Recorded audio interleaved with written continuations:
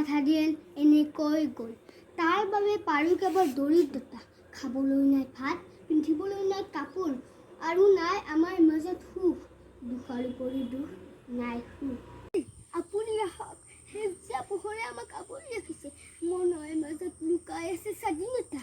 দেশৰ বাবে কিমানে প্ৰাণ হাতি দিলে, কুশল কোঁৱৰ মৰি নাম দেৱৰ ফাটিকতে উলমিলে।